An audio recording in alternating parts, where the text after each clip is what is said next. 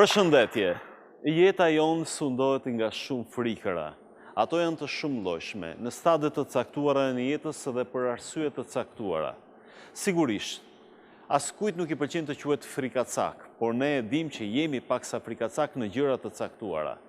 Gjithsekujt i pëlqen të quhet trim, por ne e dim që nuk jemi dhe aq trima në një farë mënyrë në kuptimin heroik të fjalës. Pra, i kemi frikrat tona. Frikrat përballë besimit. Pikërisht për këtë temë do diskutojmë në këtë nektar të radhës.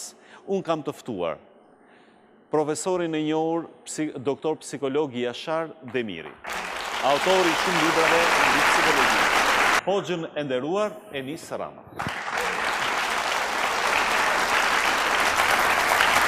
Nuk e di nëse ishte i saktë në hyrjen time, njeriu sundohet nga frikra të ndryshme.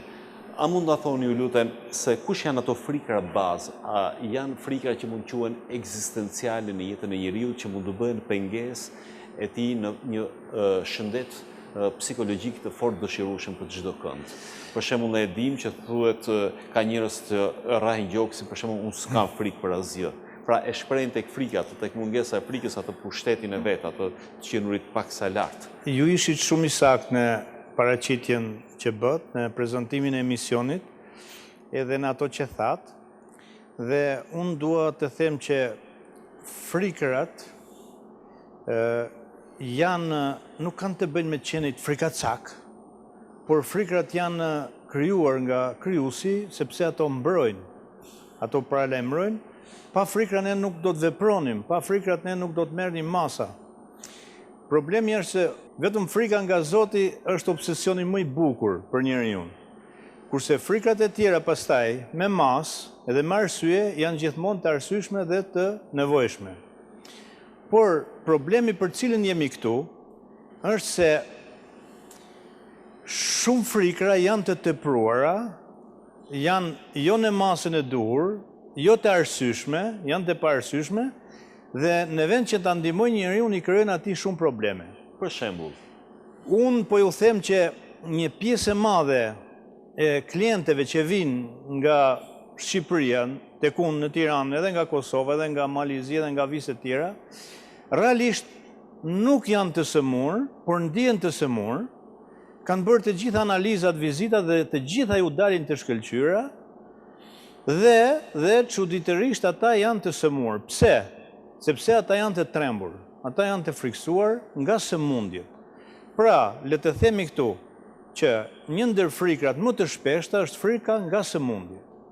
Edhe kjo ndodh kur njeriu vërtet është i trembur nga sëmundjet, dhe shkak për këtë, po themi është bërë shejtani, i cili pra i ka krijuar dyshim atij. Kjo mund të ndodh fare thjesht nga reagimet të trupit normale, për shembull që therje, mpirje, rrahje të shpejta të zemrës, mos mbushje me frymë, etj, të cilat organizmi pra i ka të zakonshme këto. Ashtu siç do të ndodhte nëse do të ishim në polin e veriut, dhe temperatura minus 60 e ca gradë, trupi jon 36 gradë e gjys, sa herë matim temperaturën një lloj, 100 gradë ndryshimi, por këtë ndryshim ose më saktë, jetën atje na e ruan nga ngrirja, reagimi i organizmit, dridhjet. Gjithë organizmi është në alarm, në veprim, lëkura vishet me nxehtë, stomaku na djeg se do ushqim, domethënë ky reagim bën që të mos ngrim. Mirë, po këtu njeriu nuk trembet se thotë e kam nga të ftoftit. Kurse nga të gjitha rastet e tjera, si rezultat i vërshimit të adrenalinës dhe noradrenalinës në trupin e njeriu trembet. Duke i ndodhur disa herë kjo gjë, ai tani këto reagime fizike të zakonshme dhe normale i shoqëron me pyetje të shumta. Edhe duke mos ditë shpjegimin, truri shpik shpikje. Dhe shpikjet janë që më duket se po mpushon zemra, më duket sigur po mbytem, më duket sigur po humb lidhjet me realitetin dhe po çmendem, më duket sigur po vdes, më duket sigur do bëj ndonjë hata, do sulmoj, më duket sikur po mbjet fiket etj. Tani, njeriu në këto raste, duke mos ditur shpjegimin e saktë, trembet. Duke u trembur, alarmi është më i madh, adrenalina vërshon më shumë, noradrenalina. Adrenalina në fakt është hormoni i vënies në lëvizje për të përballuar një rrezik. Po kur flasim për një rrezik real, noradrenalina është hormoni i zemërimit i inatit. Këto neve na duhen, se pa këto ne s'do përballonim një rrezik, për shembull një sulm ose një. Mirë, po në këtë raste, ato prodhohen si rezultati i një mendimi të keq, të frikshëm. Dhe njeriu futet në rreth vicioz. Dhe mu me vinë njerëz të cilët kanë përballuar luftën në Kosovë dhe nuk janë trembur edhe kanë qenë edhe janë vërtet trima, kur vje puna, këtu janë të trembur, ndihen të semur dhe besojnë lloj-lloj çuditërash deri dhe të magjit. Madje një besimtar shumë i mirë i thash, je besimtar? Jam. Po pse je kaq shumë i trembur nga magjit? Sepse pa e lejuar Zoti ma tha se edhe një gjete nuk bie nga pema dhe asnjë magji nuk mund të ngjit.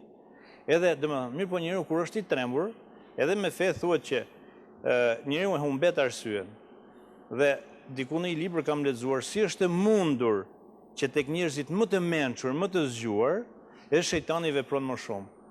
Por shejtani di një sekret, se njeriu i mençur dhe i arsyeshëm, kur është i trembur, i shqetësuar, e humbet arsyen dhe nuk e gje atë që i duhet.